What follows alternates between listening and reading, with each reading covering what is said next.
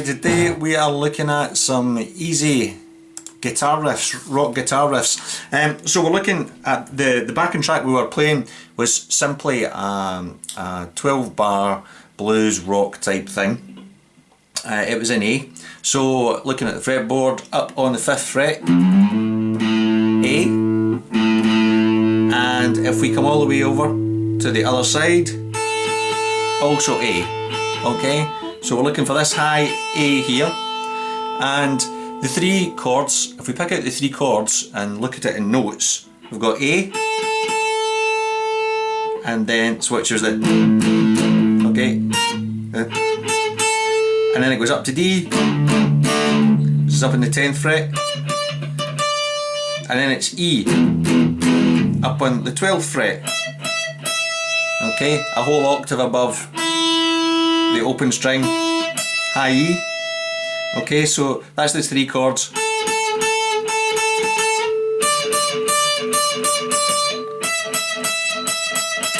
Okay, so A, D and E.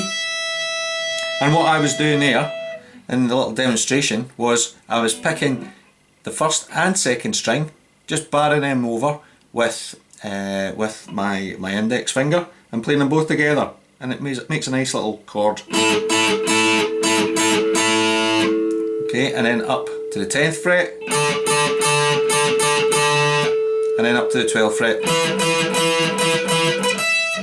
And when you do that over a rock backing track, or if you're playing along with a rhythm guitarist and a bass, etc., it's a really nice fill-in for when you don't want to do full-on lead guitar, maybe someone's singing a verse or a chorus, but you want to do something over the top of it. And you can imagine, and you'll hear this on a lot of particularly rock and roll tracks, someone doing this in the background when someone's singing a verse. So let's hear what that sounds like again. Put on some backing here.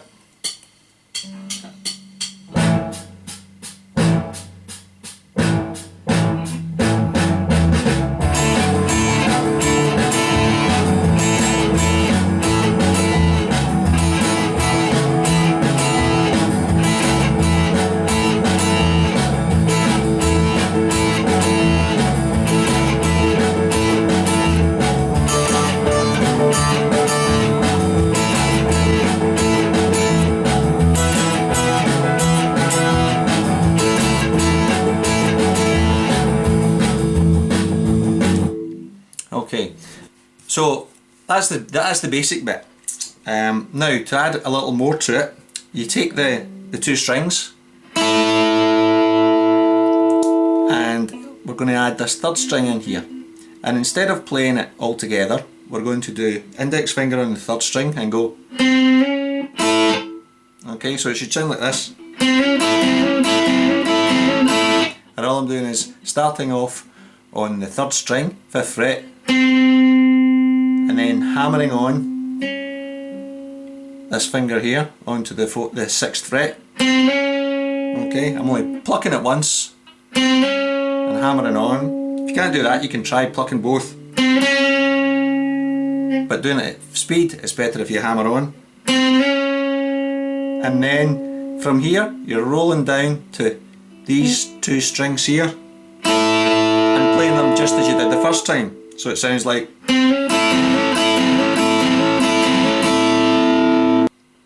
And you can do the exact same thing here up in the 10th and up in the 12th. Okay, so with some backing, let's see what that sounds like.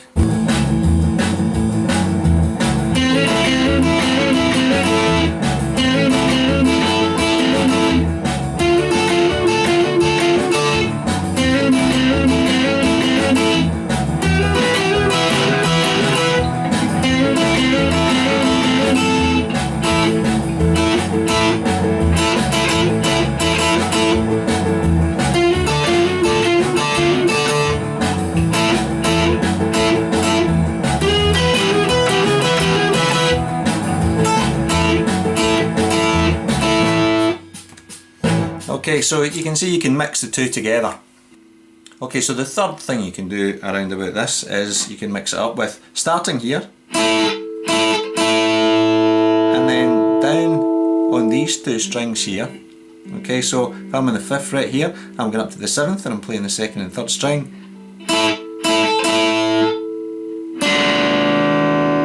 And then 5th fret, and that's that bit again, what you've just learned. So all you're doing is adding this little chord here in the middle, so it goes.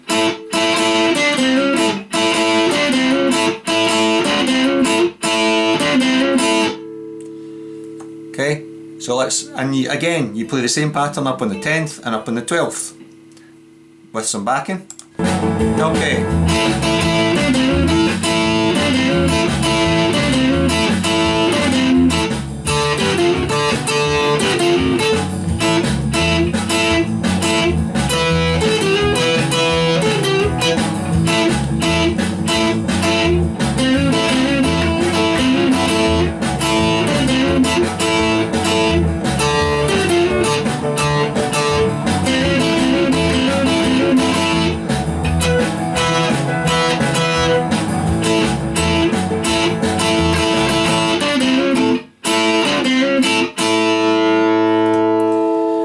Okay, so you can see adding those three things together, the first technique, just the second technique, and the third technique,